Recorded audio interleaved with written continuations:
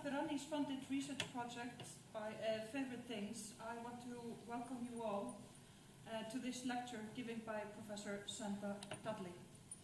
The interdisciplinary research project Favorite Things explores several aspects of archives and archival work, how images of the past are preserved, how people and their material environment are documented, and how the archive as an analytical concept has been employed in research within humanities and social sciences. Furthermore, the research project investigates how material culture has been archived and asks about the relationship between people's possessions and their relations to things at given periods of time, and what becomes of it within the framework of the archive. We are particularly proud to introduce to you Sandra Dudley, and grateful to her for giving us an opportunity to hear about some of her research, which is pertinent to the project My Favorite Things. Professor Dudley is Director and Head of School at the School of Museum Studies at the University of Leicester and Professor of Museum Studies. Furthermore, on a personal level, she was my internal examiner during my doctoral defense, or viva, so I am both inspired and petrified of her academic. She undertook her doctorate in social anthropology from Oxford University, worked for over 10 years in curatorial and collections management at the wonderful Pitt Rivers Museum in Oxford, and has done and continues to do extensive research in Burma, Thailand, India, and the UK, with a focus on displacement, exile, object, refugees, museum collections and practice. Her publication record is long on these and other subject areas, and I urge you to browse her faculty webpage at the Leicester University website for more detailed information on all her work. Professor Dudley has edited and authored a number of books, her latest work being called Displaced Things, Lost Transformation and Forgetting Amongst Objects in Burma and Beyond, published by Rannís. So, without further ado, I would like to welcome Professor Dudley to the podium. Thank you.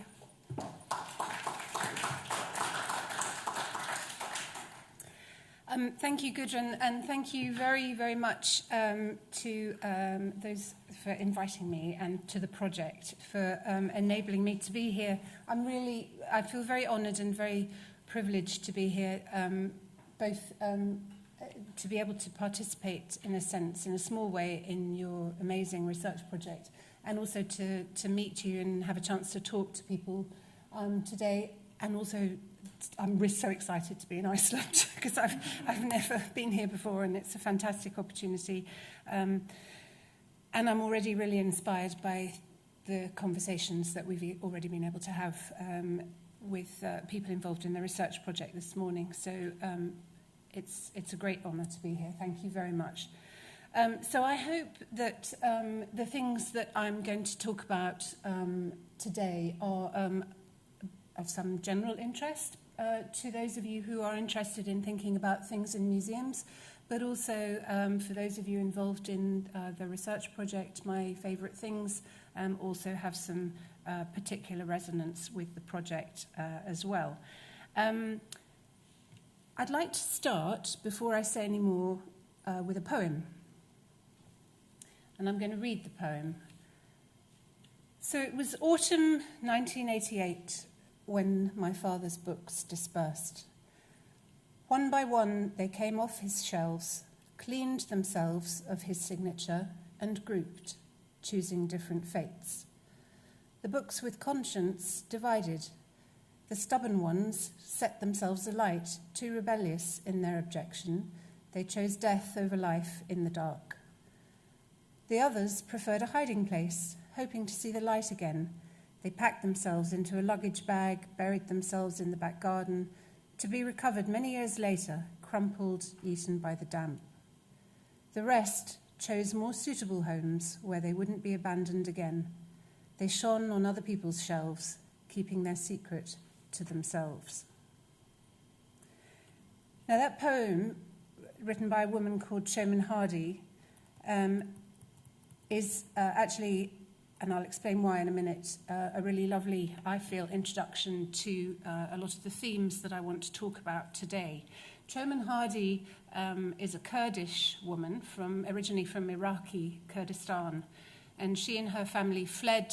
Originally, they fled Iraqi Kurdistan when she was 1 year old in 1974, and they returned home 5 years later in 1979. But then 9 years after that, in the 1980s, Saddam Hussein's chemical weapons attacks on the Kurds forced them to flee again, that time permanently. Much, much later, after their final escape from Iraqi Kurdistan in the 80s, Choman's father died. Her father was called Ahmed, and he was a very well-known Kurdish poet. And she wrote this poem, My Father's Books, 3 years after he died. He had once owned a very large personal library, at least 2,000 volumes. And he had had to give away those books, all of those 2,000 volumes, before they left Iraqi Kurdistan in the 1980s. And Choman Hardy was remembering his process of having to give away those books before they left in that very stressful period in her childhood when she wrote the poem. So Ahmed Hardy's books had many lives, or many phased lives.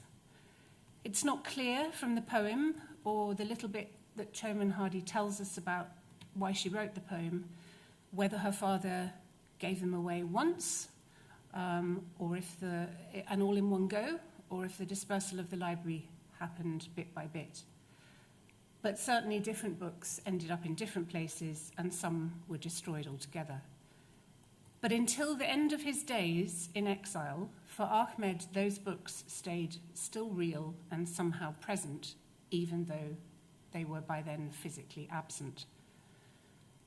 Meanwhile, the books in the poem, and I'm particularly interested in thinking about how the books in the poem appear, the books in the poem are the agents of their own destinies, choosing their own alliances and their own fates. Some prefer to be extinguished than for their lives to become obscure, unengaged, and without commitment. Others opt for a patient wait, albeit perhaps ignorant of what to do, or rather what the wait will do to their physicality.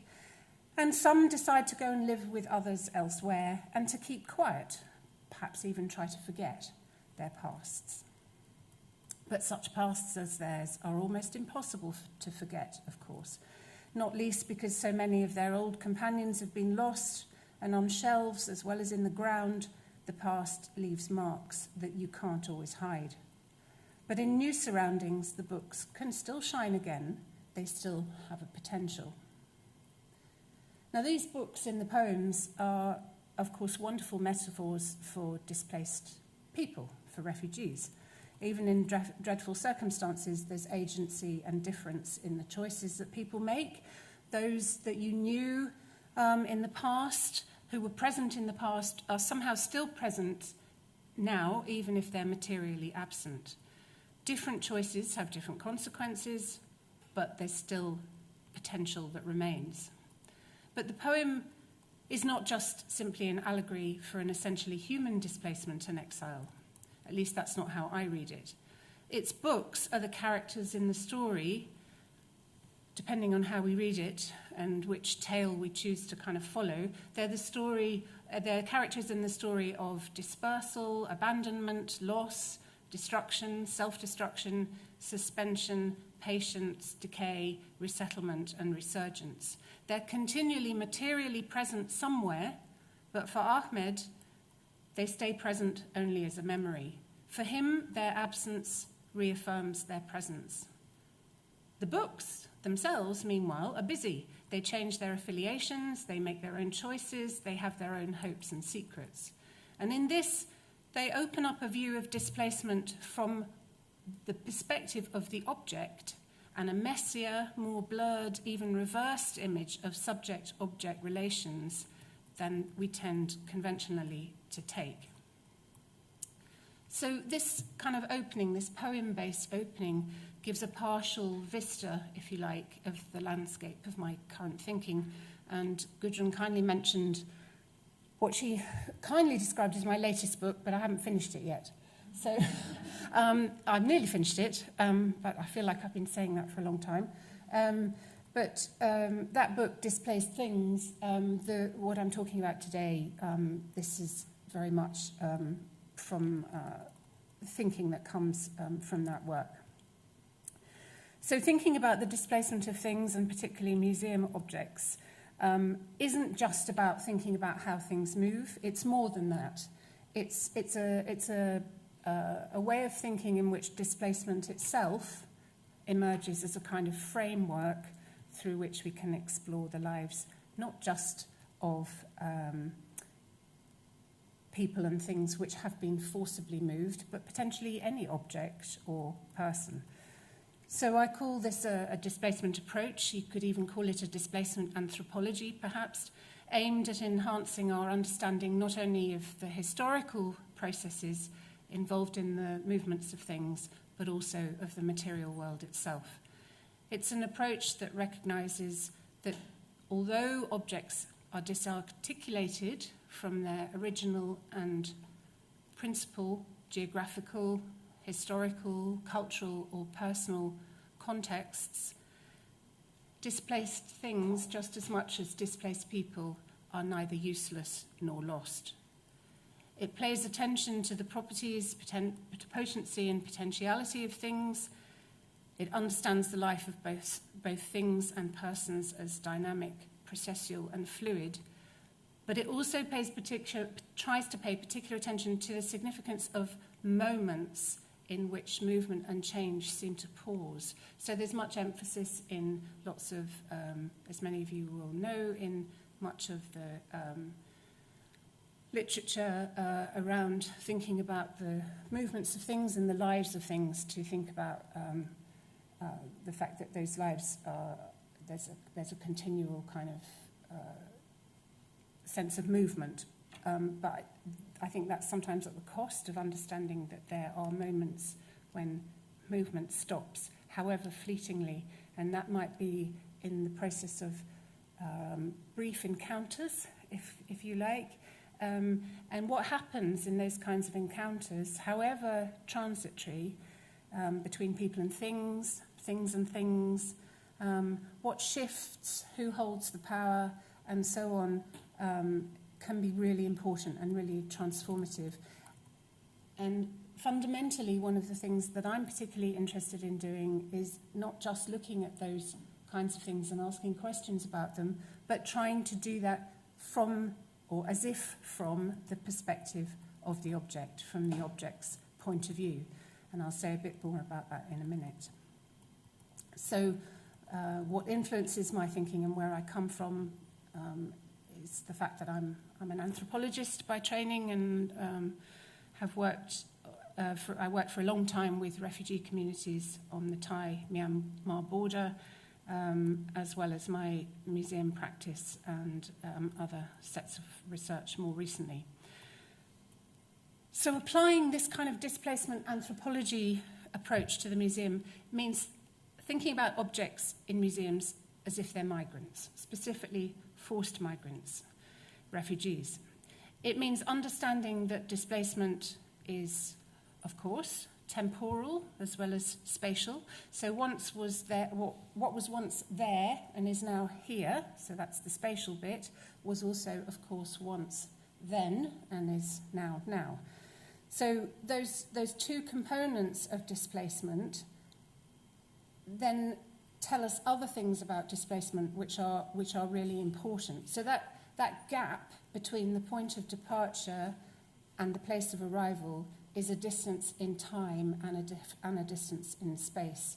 And that distance gets crossed by the journey of the displacement process, but the journey doesn't make the distance go away. The gap remains, and the existence of the gap in itself can be really significant. And one of the ways in which it can be significant, and this is very clear for displaced people, is that there's more than one way to make a journey. So after you have made perhaps a physical journey, becoming displaced, becoming a refugee, there are still imaginative and emotional movements, if you like, different kinds of journeys that still go back and forth between here and now and there and then. And those kinds of journeys for displaced people are very sensory. So this is what lots of my work with refugee communities has been about. They're very sensory, they're very embodied. So things like food, the different qualities of the new landscape that you find yourself in, things like clothing that's available to you, and particular material objects become very important in those processes. And those kinds of conceptual voyages, if you like, can produce fresh tales of expedition and discovery, people and objects alike as explorers of new worlds. But there's a difficulty and a paradox in those non-physical conceptual crossings between past and present as well. So on the one hand, through those kind of imaginative journeys that involve, well, they're imaginative and they're about remembering. So there's a remembering of the pre-displacement past, but there's also an imagination of the pre-displacement past.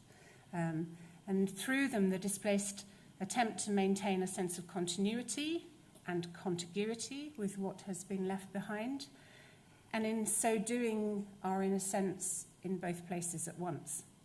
But on the other hand, by the very doing of that, they risk extending their alienation from their new place. Their own sense of alienation, I mean, not their alienation by anyone else, their own sense of alienation from their new place of residence. So they extend, by the fact that they still have a sense of longing and the significance of that longing and remembering and imagination of where you have come from, you continue to detract from, if you like, your attachment to where you are now. And you kind of perpetuate a sense of liminality within your new place of residence. And as somebody called Terman, who writes about exile, has put it, these two feed on each other. So the trying to connect with the past and at the same time being alienated from the present feed on each other. So the recollections of what is lost on the one hand and the alienation from what is found on the other. So displacement, if you like, is an active process that creates breaches or wedges between places, moments, objects, and people. But the oppositions and difficulties displacement produces are also repeatedly disrupted and transgressed.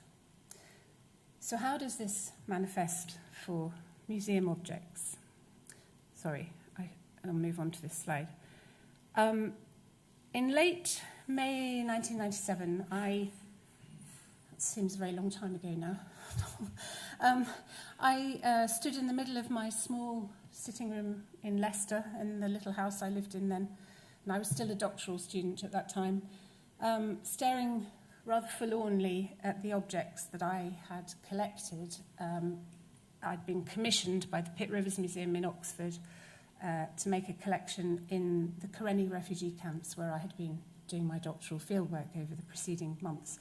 And the only objects that was possible to collect in those refugee camps were newly made textiles, which I was able to commission from women who weave in the camps on backstrap looms.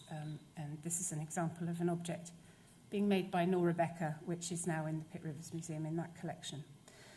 So I had made this collection and I had posted that collection to myself by sea mail a couple of months earlier, before I had left Thailand. And there it was, it had arrived in Leicester, and I was sitting, looking at it, and feeling rather depressed. So why was I so depressed looking at these objects? Well, there I was in the English East Midlands. It was raining and grey, and I was unpacking my box of textiles. And doing that kind of brought back all the discomforts I had felt with the process of field collecting, which I won't talk about here, but I have talked about elsewhere, and that's a whole other set of issues. But also a whole overwhelming abundance of personal memories of my time working in the camps. So as I unwrapped the boxes, unfurled the Thai newspaper that I'd wrapped everything with, all those powerful feelings emerged as well. And for me, that was a really strange and powerful moment, and the objects seemed utterly out of place. They'd made that long journey by sea. Their intended destination, the Pitt Rivers Museum in Oxford, about 80 miles away from where they now were, was almost but not quite reached. And to see them there in Oxford in the museum, as I did a couple of weeks later, in the process of being turned into museum objects, frozen, bagged, numbered, no longer the individual things that I had talked about with individual women who had woven them in the camps and then piled up on my bamboo floor in my jungle bedroom, was for me even more poignant than their initial arrival in Leicester. So the bleakness I felt, I think, stemmed from the associations the artefacts held for me and my nostalgia for the field. But so I was looking back. But the objects undergoing in Oxford, the processes of documentation, classification, categorization, analysis, comparison, what Pixton calls the procedures of museological science, the objects were moving forward. They were, if you like, initiates in their new museum world. So now they had to acquiesce to those whose task it was to undo and dissolve their old ways of being in order to mould them into new patterns and roles as museum objects. And of course, an essential part of that, a conventional part of being a museum object, is that you represent elements of your past. But with that metamorphosis into a museum object, of course, comes a final irrevocable cessation of being artifacts in use or potential use in everyday Karenni life. So you instead become, of course, a catalogue example. You become evidence, a signifier, a representation of the Karenni, of Karenni refuginess or Karenni dress, and so on. Now, as we know, and many of you work on this extensively, representational processes take many forms, and they occur not only with museum objects first accessioning into the collection, but throughout their institutional lives. A variety of strategies get used to represent other places and times with and through objects. And in the course of those processes, I suggest the thing itself, the object itself, sometimes is quite present, but sometimes it kind of slips back into the shadows. And the degrees to which that happens may depend on the particular devices that are employed in the representational process, the particular political and aesthetic dynamics in that moment, and the ways in which the object, the story, and the time are treated in relation to each other.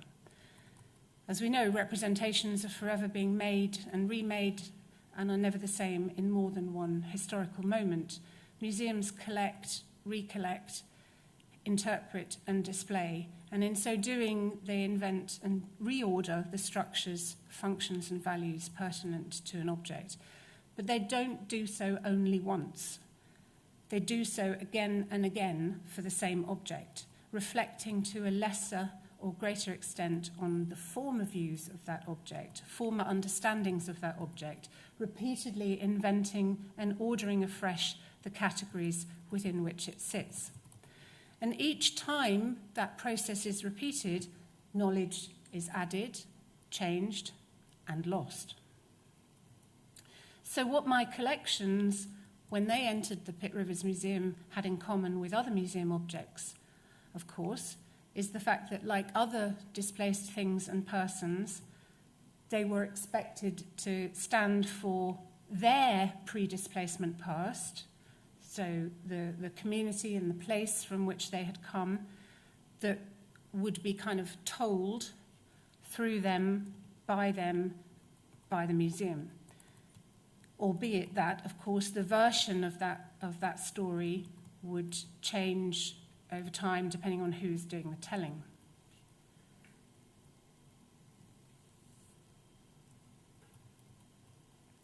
Now, has anybody been to the Foundling Museum in London? Does anybody know that museum? The Foundling Museum if you ever go to London and have time, it's really worth going to see it. It's quite near King's Cross, and it's based in what was formerly the Foundling Hospital, which in the 18th century was a charitable institution where basically people who were no longer able to look after their babies and very small children, if they were lucky, because it couldn't take all abandoned or unsupportable babies and small children, but if people were lucky, they were able to get those infants and toddlers accommodated in the Foundling Hospital. And the Foundling Hospital now, historically, is a really important thing, because what they did when they took a child in was every child, the person who was handing over the child, and often it was the mother, it might be somebody who, usually people who were just so poor they could no longer feed the child, and they were just desperate. Or sometimes it would be women who had been imprisoned for a minor crime and so on. But every single child who went into the Foundling Hospital had a token left with them. And those tokens are all sorts of things, and they're just really everyday items. So some of them are things like buttons, but a lot of them are textiles. And as a result, the Foundling Museum, as it now is, has, in the UK anyway, the most important collection of everyday textiles from the 18th century. Because, of course, most textiles in museums from that period are from the upper middle class and the elite. But these textiles are from poor people. And they're just little fragments. So it might be that a woman, all she had to leave would be, perhaps she would cut off a small piece of her skirt or something like that. So there's lots of little things like that, just fragments of everyday textiles. And they've been incredibly well preserved, and they're also incredibly documented. So each one of these tokens was then, as you can see here with this baby's bonnet, was then attached to a record book in the museum's, the hospital's records, where there would be a description and so on of the child and the date when they were left and so on. Now, every child had his or her name changed after they were left, but the idea was that these tokens were there if a mother or whoever was ever in a position to ever come back and claim her child. That was how the child would be matched, was through the token. And the collections are, they're very powerful.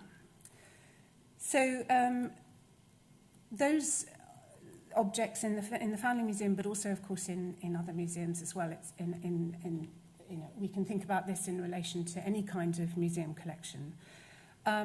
They're not just, of course, individual objects that come from that particular child, other person associated with them, place, period. They also, of course, come to stand through that set of representational processes, stand for something more than that. So they stand for that particular past, that wider context and story that I've just summarised for you in the case of the Foundling Museum, both in the ways in which they're displayed and interpreted by the museum, and perhaps in how most visitors see them. And in fact, with an object like this, they perhaps seem almost to personify aspects of that particular story. But there's something more than objects in question as simply remnants or evidence of the past. They become metaphors for it, or many aspects of it, or even for wider concepts. So, for example, the Foundling Museum tokens become powerful metaphors not just for abandoned and orphaned children and parents unable to cope, but also for poverty, tragedy, loss, and broken bonds between mother and baby more broadly. To represent and turn something into a metaphor, however, is to translate in some sense. And translating something, and there's a really interesting link back to displacement. Translating something not only changes its form, but may also in itself create a loss. So as Peter Burke puts it, whether translators follow the strategy of domestication or that of foreignizing, whether they understand or misunderstand the text they are turning into another language, the activity of translation necessarily involves both decontextualizing and recontextualizing. And as a result, something is always lost in translation. So lost in translation indeed. Metaphor, in other words, is yet another kind of displacement through which to put the object. Another writer on metaphor, Robertson, writes, metaphor is itself a displacement, producing new figurations. And of course the word metaphor comes from the ancient Greek metaphora, which means both metaphor, but it also means, as we mean metaphor, but it also means transport or movement. So metaphor may not just be a form of displacement per se, it may also be a form of loss. We might think of metaphor in the sense of those wider representational processes that happen in the museum as itself a form of loss or forgetting, knowledge that is lost in translation. There's something even more than this, though, that goes on beyond loss. Examples such as the Foundling Museum tokens and many other objects come to stand not just for aspects of a past left behind, not just for loss, they come not just to stand only for aspects of a past left behind, but also for loss itself. So it's not just that there's loss inherent in those processes, but in the end, loss itself is what the metaphor is. And this translational metaphorical process means as well that as objects come to represent the past, they themselves become, to some degree, lost.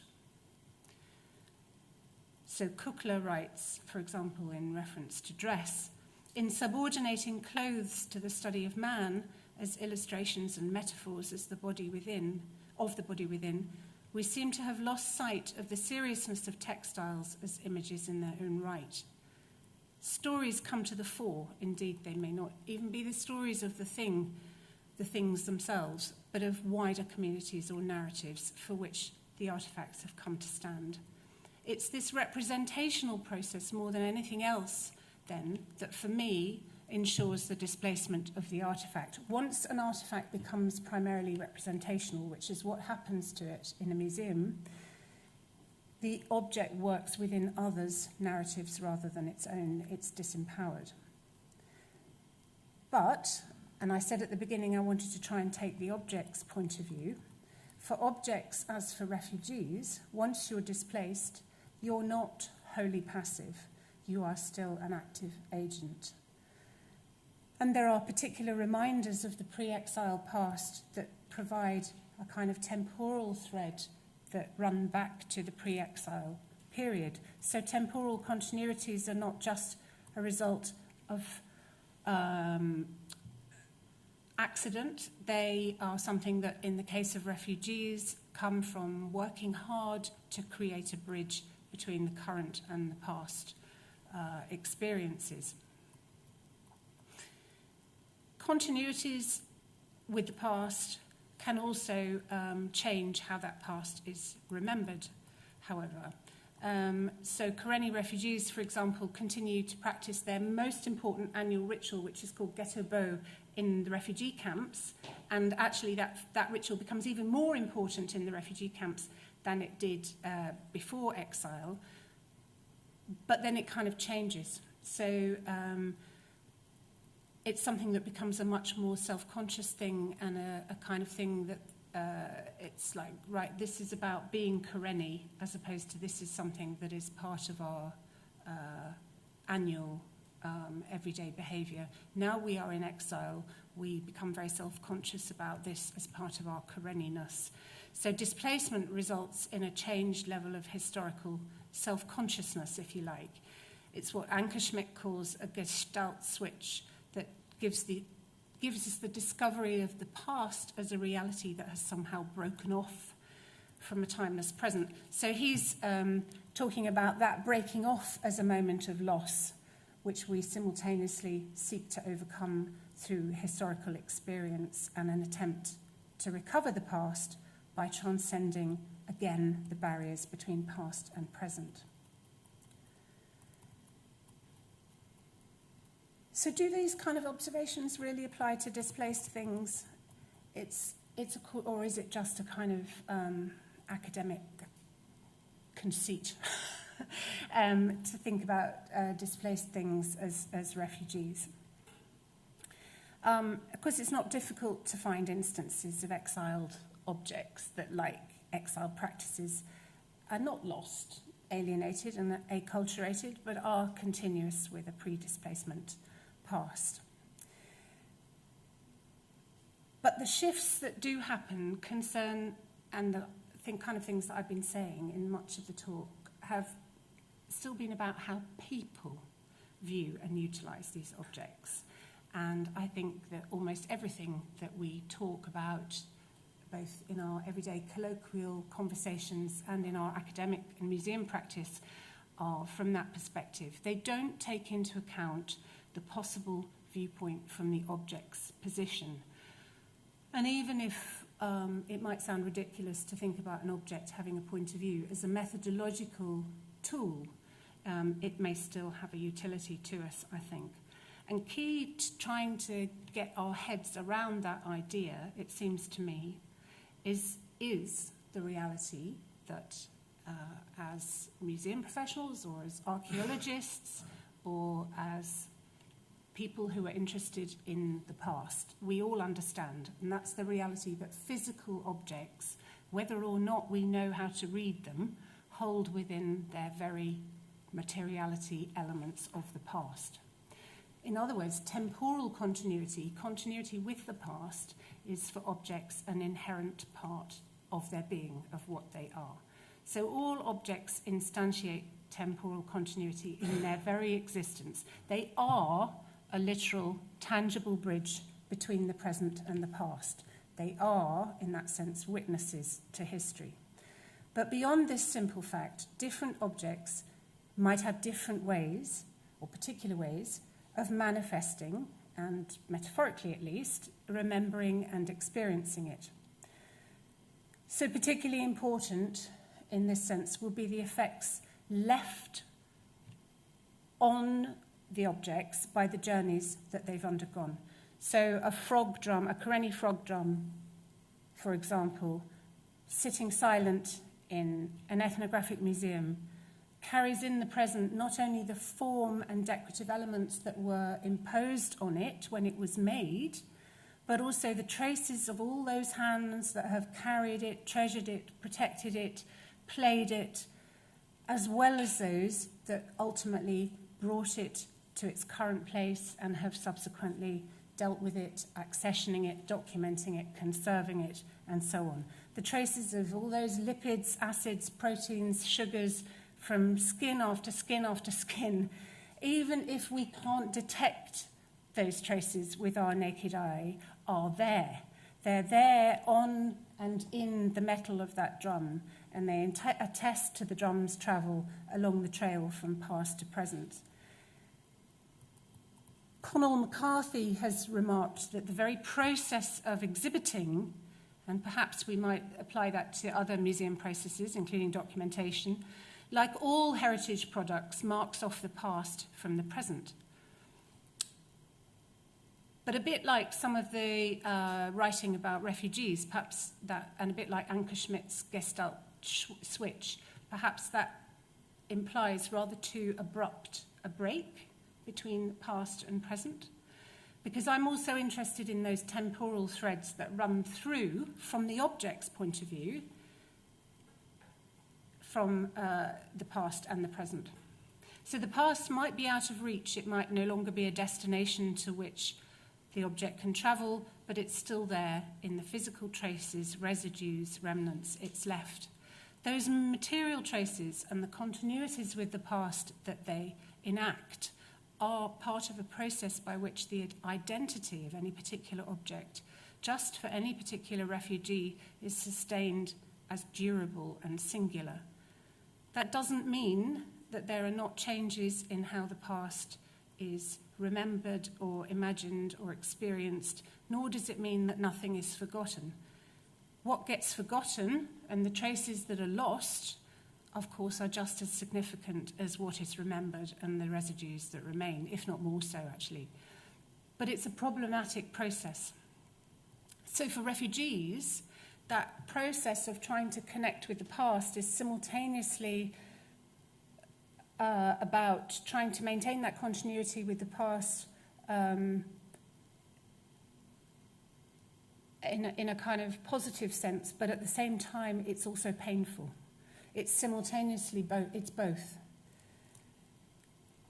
And there's a kind of connection with how Marcel Proust writes about suffering as a means to kind of render or a kind of understanding our experiences as continuous, and that's how we experience us as having a personal identity that is holistic and ongoing, but without a sense of suffering, that would actually be more difficult for us to have that sense of identity. But so loss and what is forgotten is also an important part of that. What is lost and forgotten becomes the ache that remains. And that ache that remains for what is lost, and maybe specifically what is forgotten, that's a kind of enduring, what endures after the illusion has vanished, as Rivers puts it. So that's to say the fact that we yearn for the past or hope for the future is what roots us in more than just the moment. So metaphorically, we could impose such a model on displaced objects too. Being displaced and living in a refugee camp or a museum, if you are an object, means more than just living with the ache that remains, however. It's also a life lived in a kind of suspension. So, having said that, refugees don't sit around feeling sorry for themselves. They use, as I've already said, they use all sorts of strategies to attempt to overcome the alienation of exile. And in those various strategies, one of the things that becomes most important is trying to develop a sense of habit. So you develop routines. That's really, really important. That if you're in a refugee camp setting in a kind of liminal space, if you can develop structures and routine, that becomes a way of bringing meaning to where you are and to that kind of liminal phase in your life, which may go on for a very long period of time. So the adoption of regular activities and that consistency of behaviour help to counteract the discomfort and discontinuities of the displacement experience itself. Habit, in other words, has remarkably soothing powers. So how could we think about habit in relation to displaced objects? Their existence in a museum becomes their normality because of its long duration. After initial documentation, preventive conservation, abiding patiently in storage and perhaps on display, perhaps they're occasionally removed to be looked at by visiting researchers or for conservation purposes and so on. But most of the time, they may be just there, on display or in a storage drawer or whatever it might be. And it becomes a kind of habitual experience. I think I'm running out of time, aren't I? Okay, that's good, because I want to say more about that. So the story of each museum object's museum life and any travel or change that it undergoes within the museum, as we know, and this is kind of getting more into perhaps the things you're looking at in your project, gets recorded in its documentation. So I'm sorry that I don't have a picture of the actual a record card, but this is a transcription of the text from a record card, which is in the Pitt Rivers Museum for a horoscope inscribed on a palm leaf, which is about this big. And on one side, it goes down to, so it's got the entries that go down to the name of the donor, 1903. And then someone has later added TO for turnover. And then you turn over, this is the catalogue card. So then you turn over the catalogue card, and then on the back, in a different colour pen, someone has added what you then see written underneath. So this is then much later than the original catalogue card. A note written in the 1970s to record the comments made by a visiting researcher, a Burmese woman who happened to be in Oxford at that time, who has basically translated what it says in Burmese on the palm leaf. So we see that kind of thing all the time, that kind of sequentially layered narrative in museum documentation. And sometimes those get described as palimpsests, but they're not palimpsests in the sense that there's no kind of, or not in this case anyway, there's no scratching over, there's no erasure of what has been there before. And even where, certainly in most museum practice, even when previous interpretations of an object can be seen to be wrong, those interpretations are, or should be, left in place, clearly of their historical moment. Not erased, but added to, updated, perhaps corrected in the next historical moment. So it becomes less palimpsest, more perhaps a game of consequences.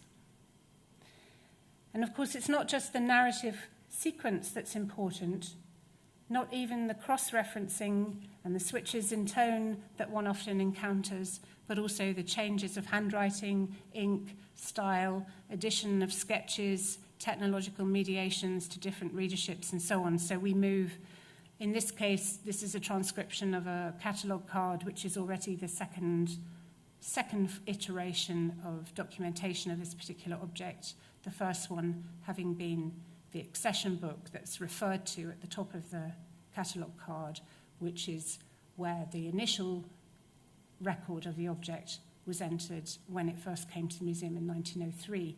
And then the catalogue card was created when the catalogue card index was made, which was during the Second World War, when the museum staff decided they didn't have anything else to do. So they had lots of time on their hands in the Second World War, so they made this amazing card catalogue, which has beautiful, beautiful coloured sketches on every card of every object. In itself, it's an amazing set of objects. So those technological, and of course now everything is digitized. So now it's all on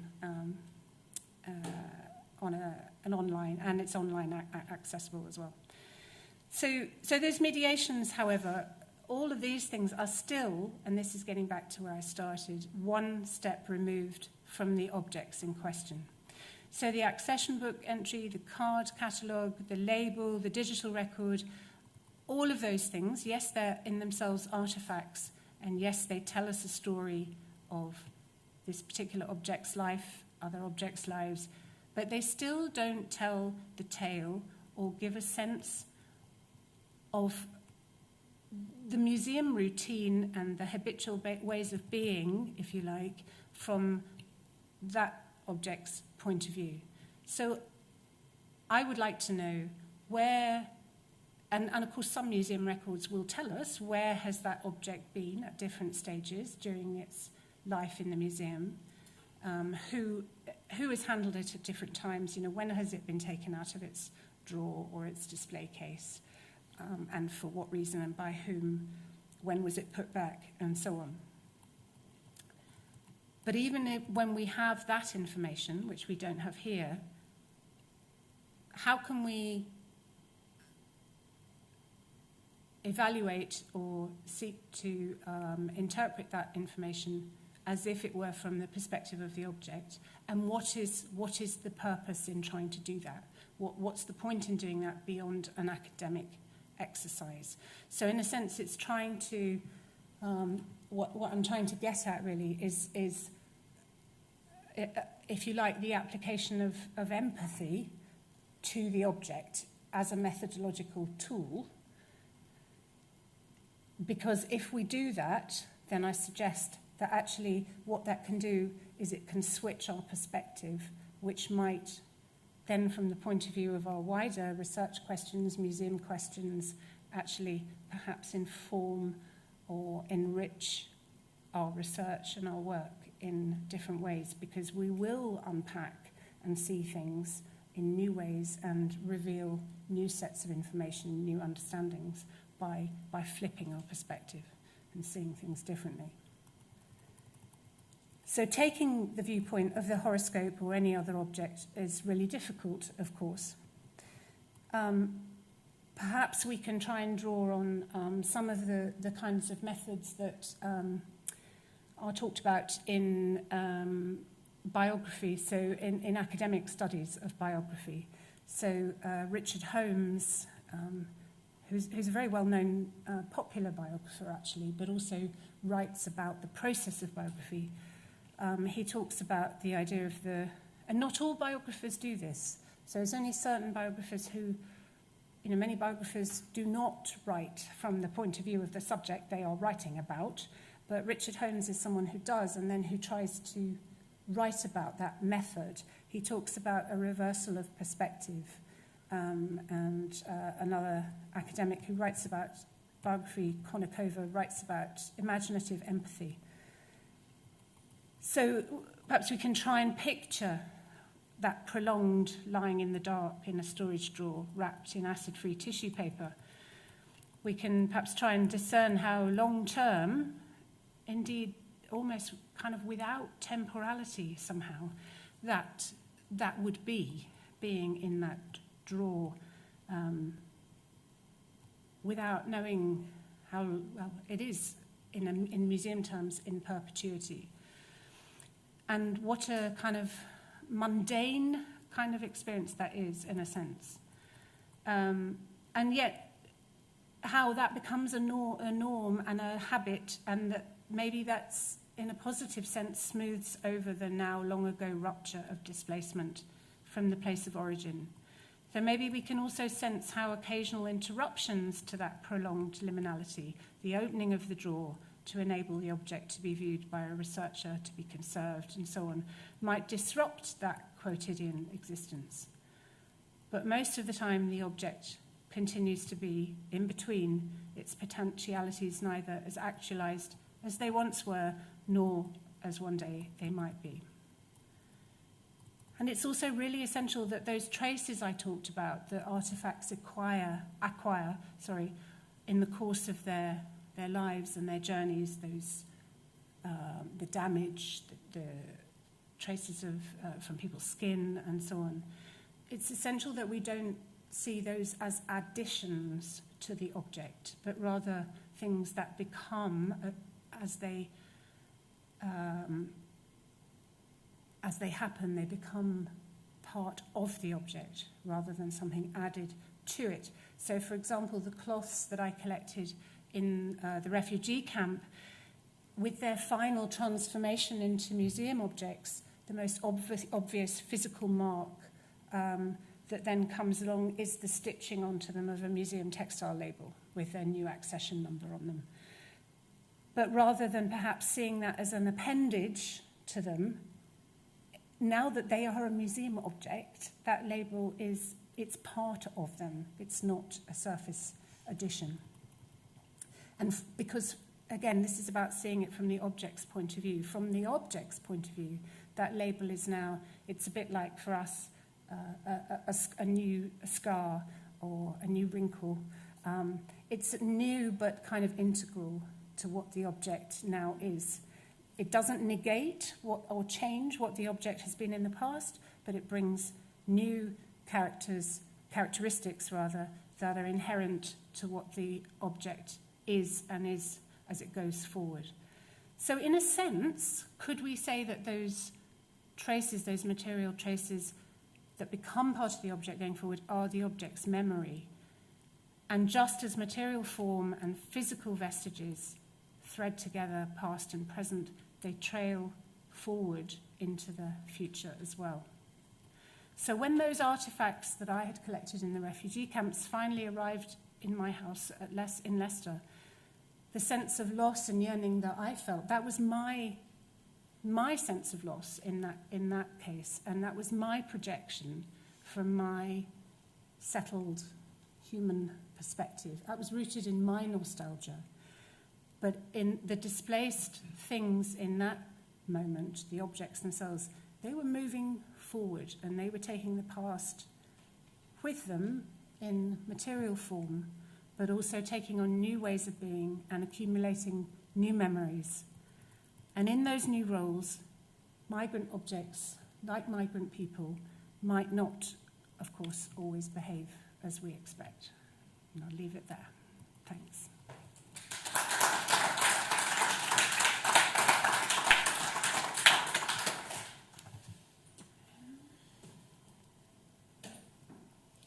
All right, so we'll now take any questions you have. Just as a reminder, if you do have any questions, just raise your hands because you will need to speak into a microphone. So. Yeah, thank you. Thank you very much for your interesting talk and thoughts and suggestions. There are actually two things that I find in particular interesting. One is the in relation to the poem that you started with. Is the thought or the idea of hope. And I was just wondering if you could maybe comment on, and maybe in a reference to this parallel that you are working with, of objects and migration or refugees, people are on the move, but hope is potentially, part of that movement, of that displacement of people.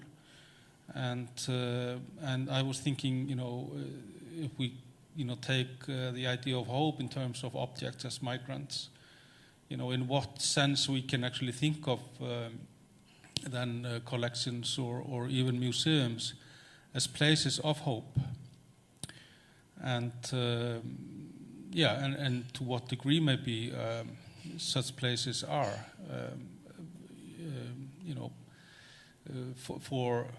for hope. Yeah.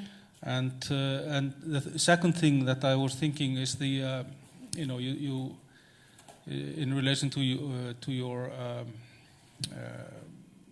framing of objects as migrants, which I like very much.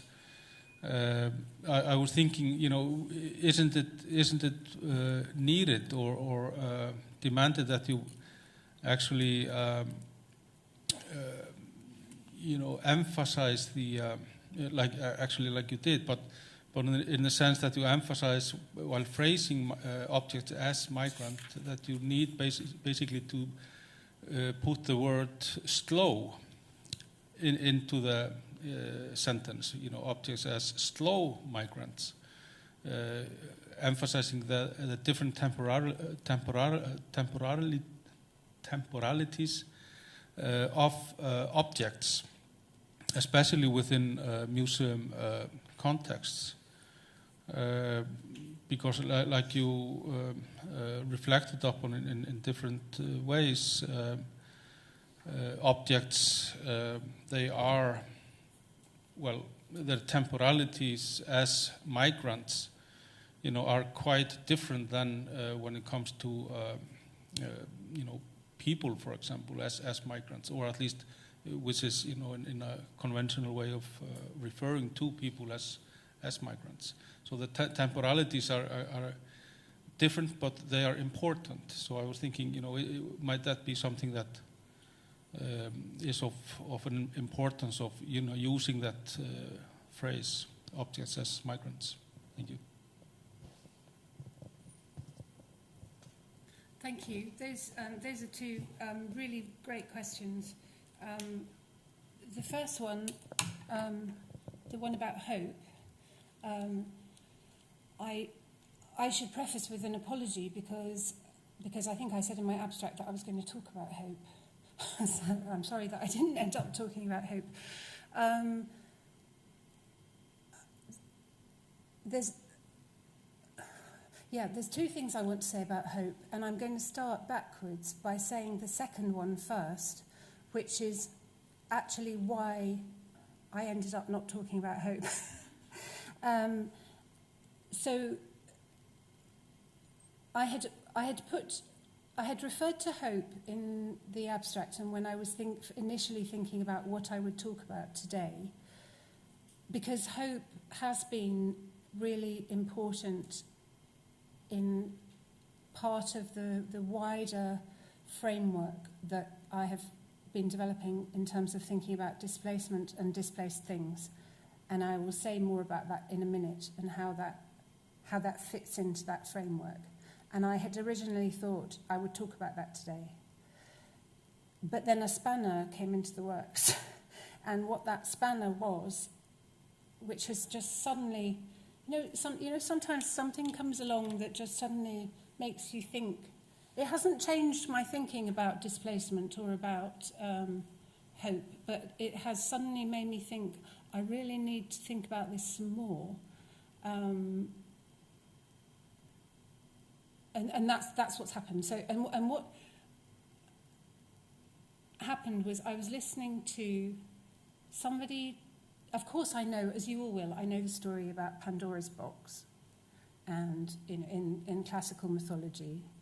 But what I didn't know, or perhaps I did once know and had forgotten, was that when Pandora opened the box and all of the evils flew out into the world, one thing stayed in the box. Do you know what stayed in the box? Hope. Yeah, hope. But of course there's really loads and loads of philosophical and theological debate ever since Aristotle as to what does that mean. And actually it might mean that hope was the worst evil of all. And quite a lot of philosophers have argued that is the interpretation of the myth. So it's got me really rethinking hope now. And maybe I should have done that before. But so that's why I thought I need to think about this more. And that's why I didn't talk about hope today.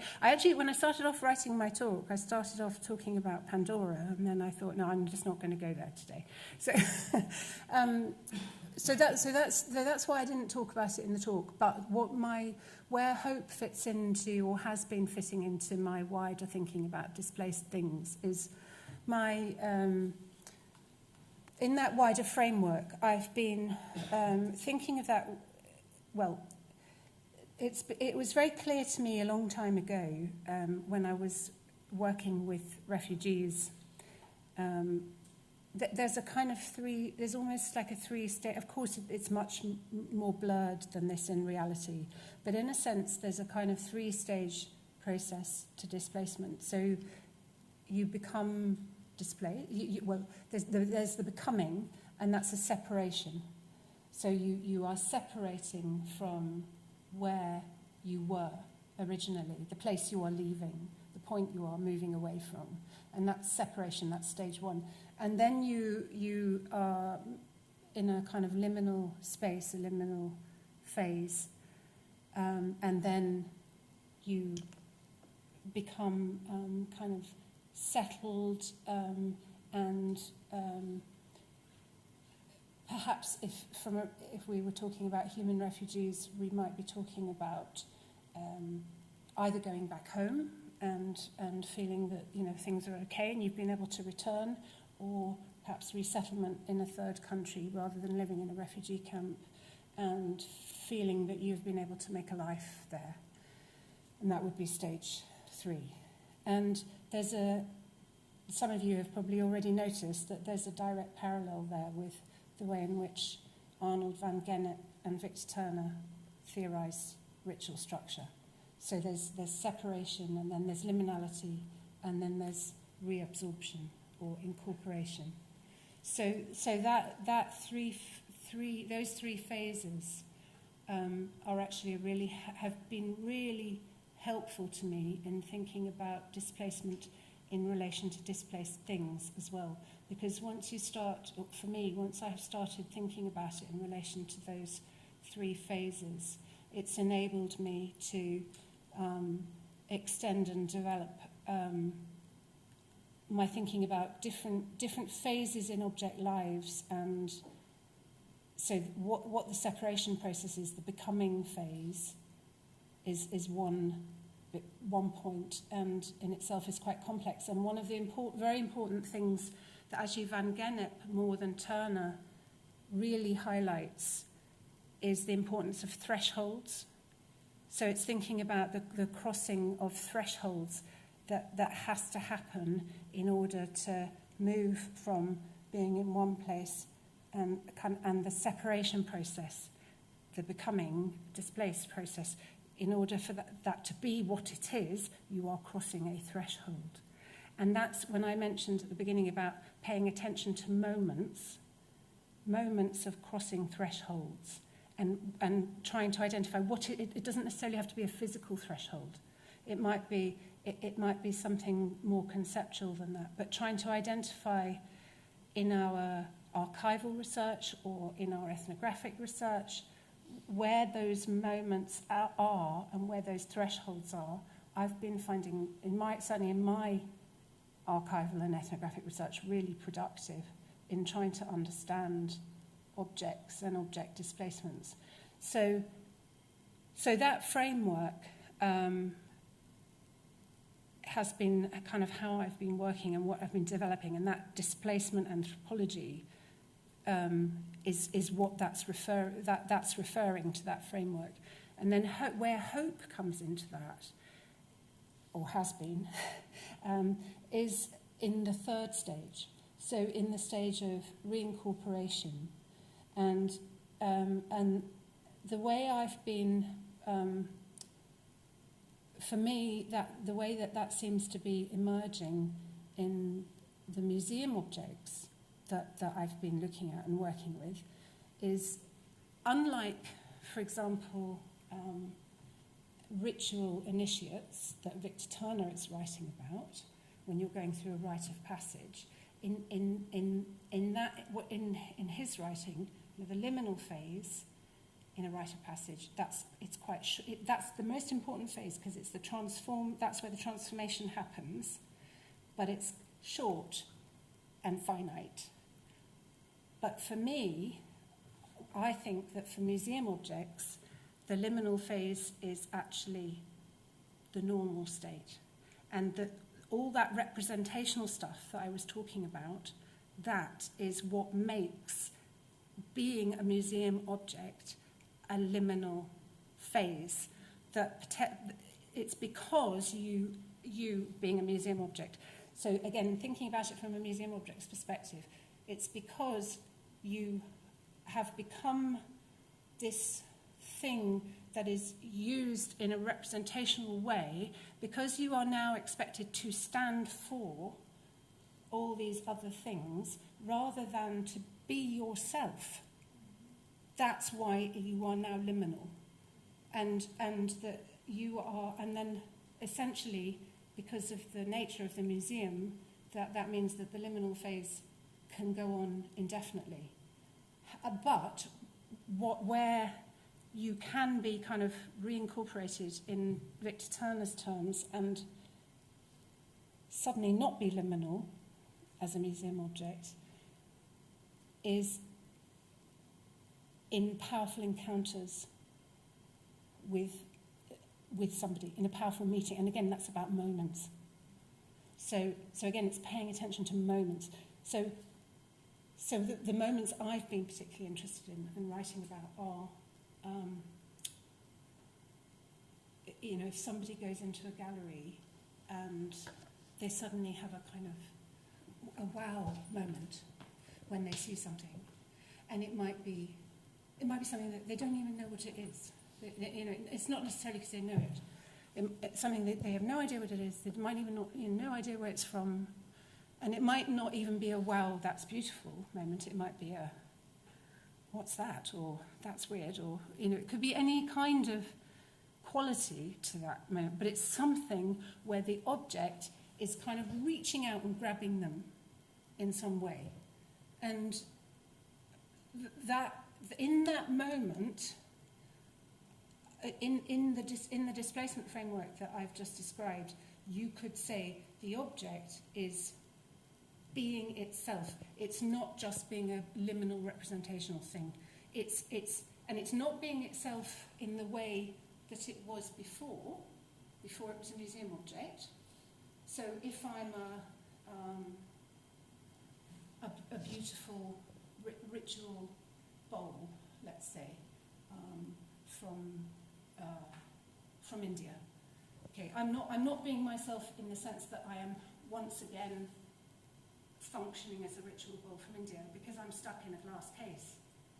I'm not doing that, and that might not be the person who I've reached out and grabbed might not be responding to me as a ritual bowl from India because they might have no idea what I am or where I'm from. But I'm being, in some way, I'm being myself as a powerful, material, agentive, active object, but now as a whole other potentialities that I always had, probably, but are being actualized. And in the same way that ritual rites of passage transform, perhaps adolescent boys into adult men, I have briefly been transformed into something else. And hope comes into that in this. But the thing is, sorry, just before I say about hope, the thing is to say about those moments of incorporation is, again, rather differently than for humans in rites of passage, they are momentary. So then what happens with objects is that then they will slip back into the liminal state again. But that's from the object's point of view. For the person who has been involved in that encounter, not necessarily, but they may then have some ongoing impact or transformation from that. And that's where hope can come into that. So then, because none of the stuff I've been talking about today has been political explicitly, hasn't come into this. But the political can come into that, depending on what kind of objects we're talking about, what kind of encounters we're talking about. So there can be a political component to that hope, but in terms of the kinds of impacts that those objects can have when they are themselves. But it doesn't have to be political. It can just be that ability to bring about, significant, powerful experiences in themselves. That's something that the museum has the capacity to enable, and that we often forget about. We think about museums in terms of information and in terms of knowledge and learning. But those kinds of things are potentially hugely transformative as well, and can be very, I don't know if I've answered that question. Sorry, it's a very long-winded answer as well. And there was a second question, but do you want to move on? I can maybe, slow migrants was the other thing. I could say something really briefly about that. Maybe I've kind of slightly indirectly got to what I wanted to say about slow migrants as well, because that's also a good question. But about the temporality, I think, yes, the temporality can be different, but I hope perhaps in what I've already said about that displacement framework and the nature of that liminal phase that I've talked about, and the fact that that can extend indefinitely, potentially. There's a recognition in the nature of that framework of that very different kind of temporality. But your suggestion of the kind of explicit use of the word slow is a really interesting one. Thank you. Yeah. Thank you. I'll try to keep my question short. Your answer to Sirian's question just made me think so much about museums as refugees camps themselves. Mm-hmm. And is that really where you're going with this? That a museum is just a stopover on a journey between different stages of in an object's life, and then I'm particularly interested in what you make of habit in that sense, in the pause of dwelling in the museum in the refugee camp. I think maybe the way to, it's a good question, I think maybe the way to answer that question or clarify where I'm going is perhaps to, so the short answer is yes, but I think it needs clarifying by explaining the kinds of refugee camps that I have in my mind and that I'm familiar with.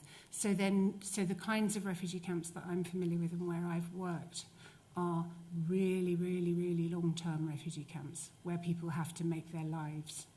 And so the refugee communities I worked with were the most, I think they were and still are, although since I was there, UNHCR actually had conducted a very large resettlement program to third countries, but they still are the longest staying refugee community in the world.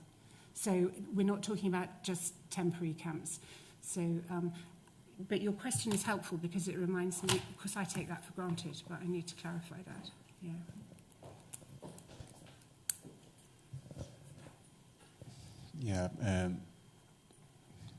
Actually, I want to start my question here from your biographical approach, or biographical perspective here in your lecture. But I think now you're talking liminality, perhaps puts my question in a different perspective.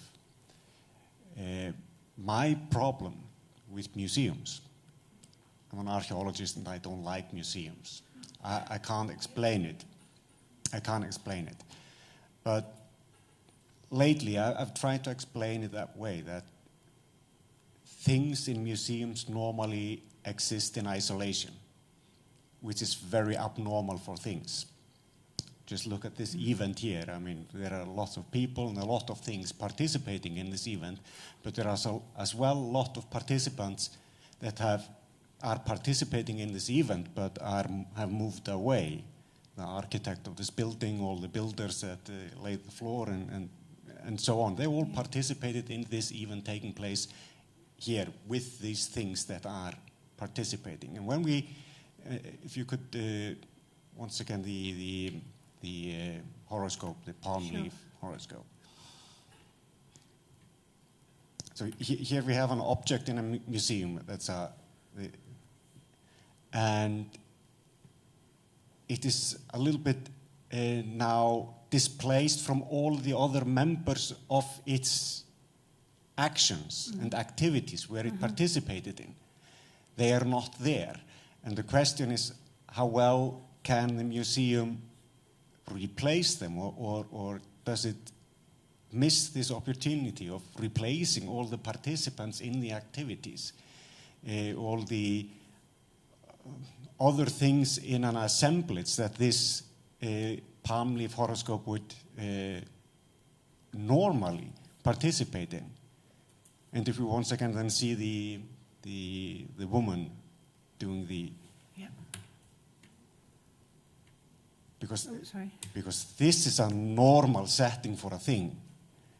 There are a whole lot of things participating in an activity and a human being, and normally often many.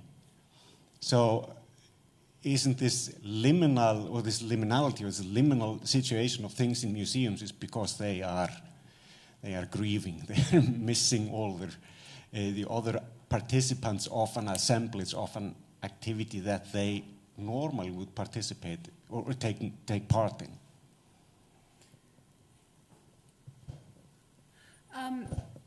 I think that's a really interesting question.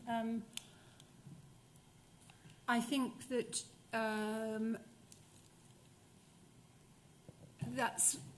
that's one way of putting it, but I'm not sure that that's necessarily, or maybe that's just a different way, perhaps, of articulating what I was saying about the liminality being a result of the representational load or function that's placed on objects when they come into a museum, because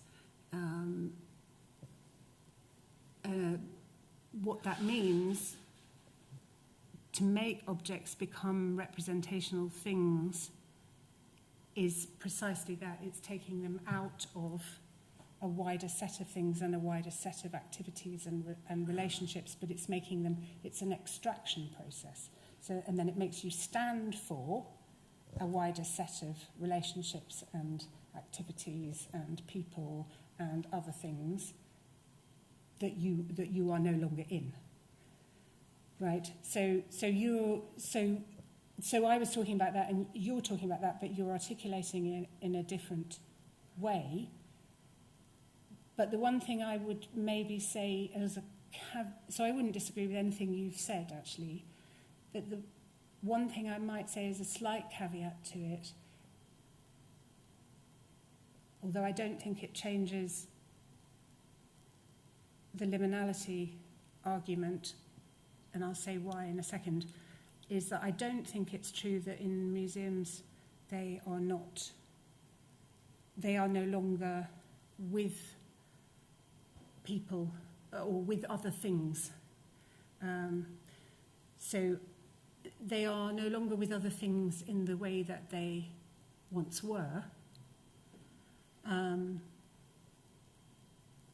But it doesn't mean that museums are not also kind of socially active and materially active places, of which objects are obviously a really important part. But I think that there's something nonetheless that happens. So I think it's not just about what happens to the objects in relation to what you were saying. And that's why I think that representational thing is really important, because, and as you'll all be aware, there's various literature that's been written over the years, but about why museums make me sad and all those kinds of things about, and people talking about museum objects being dead and lost and those kinds of things.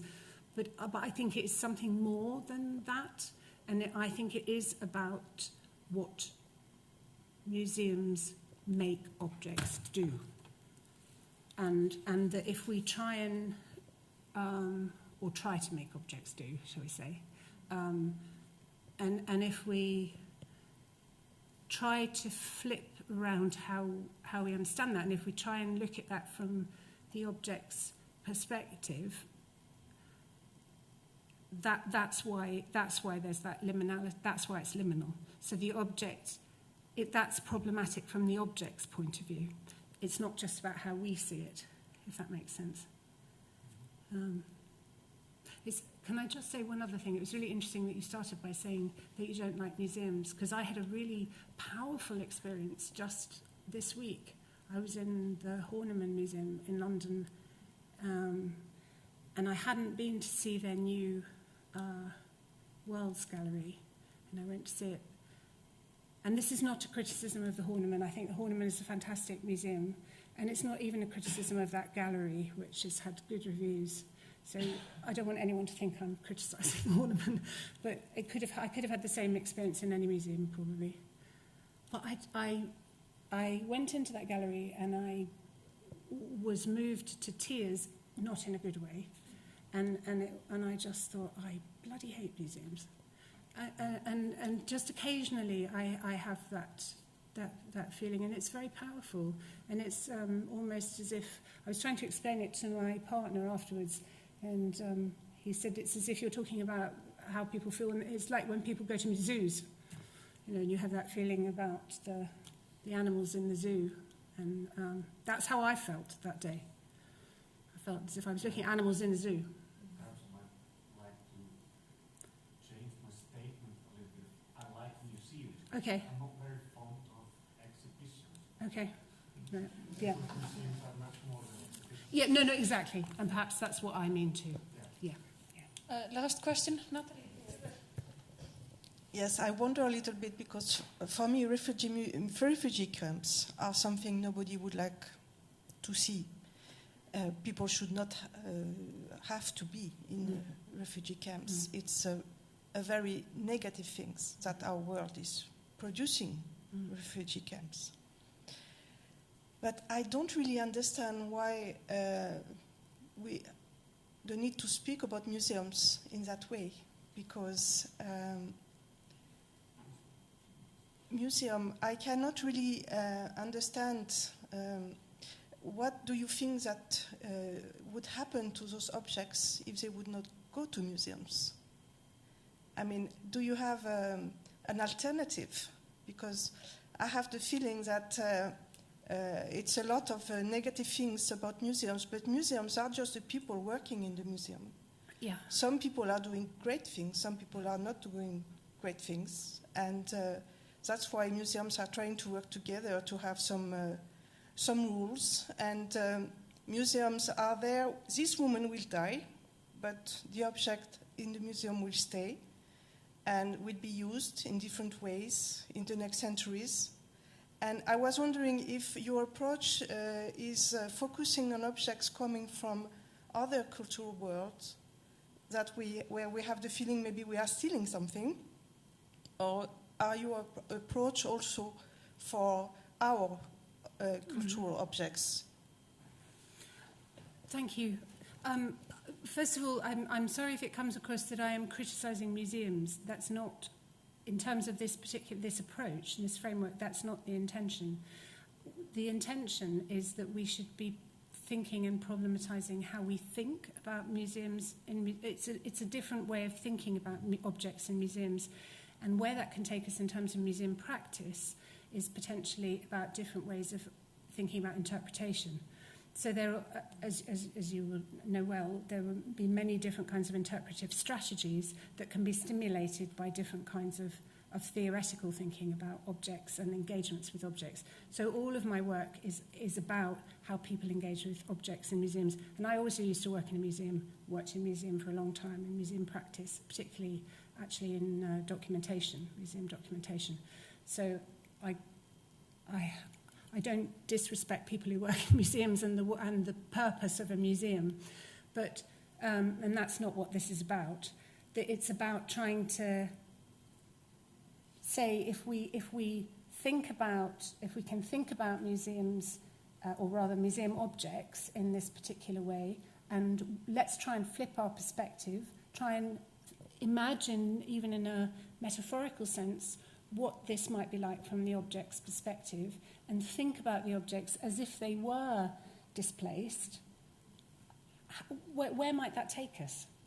And it doesn't mean, okay, this is bad, but it might then actually inform both academic perspectives and interpretations and analysis, but it might also inform what we might be able to do in terms of different ways of interpreting and engaging within the museum space as well. So that's kind of what would lie behind it in terms of thinking about museums in a more practical way. Sorry, I can't remember the second part of your question. Did you have was there a second part to the question? I was just asking for an alternative. To what? To the thinking of a museum as a refugee camp. Well, there's many alternatives. We think about museums in many ways, but this is a particular way of thinking that I've been developing for a long time, and it's a way of thinking that has developed for me, as I said at the beginning, for particular reasons, because I have worked with refugees for a very long time, and I've worked with museums for a very long time, and not many people have done those two things. And for me, that just happens to, as with all of us, we all have our own particular different sets of baggage and backgrounds, and for me that has informed a particular kind of approach. Actually, the second part of my question was about the cultural. Yes, that's cultural, right. Yeah, thank you. Yeah, because so the kinds of objects. Yes, because I understand it very, from my point of view. Yeah. I understand it much better from this point of view, that you have shown also examples of objects coming from a different cultural world. Yeah. And I understand that we don't always understand those objects, and we don't always put them in the right context in the museum, and sometimes in a completely wrong way. So I was wondering if you applicate also this approach to our cultural objects. Yeah, I would, and I think that's a really good question.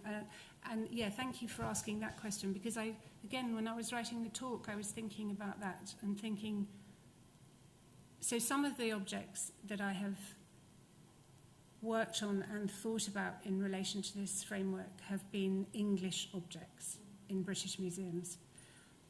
And I did wonder if perhaps those were the objects I should have focused on for this talk, given that this project is about Icelandic objects in Icelandic institutions and Icelandic archives, because perhaps there would have been a closer connection there. But yes, I would. In short answer to the question, I do still think that you can use the same, or I would anyway, think that you could use the same kind of framework and the same kinds of methodological perspectives and the same kinds of questions in those sorts of contexts. So it isn't just about, it's not something that's restricted to thinking about post-colonial contexts or cross-cultural contexts. I think within our own kind of same cultural, ipso-cultural contexts, we can still be using that kind of framework and trying to use that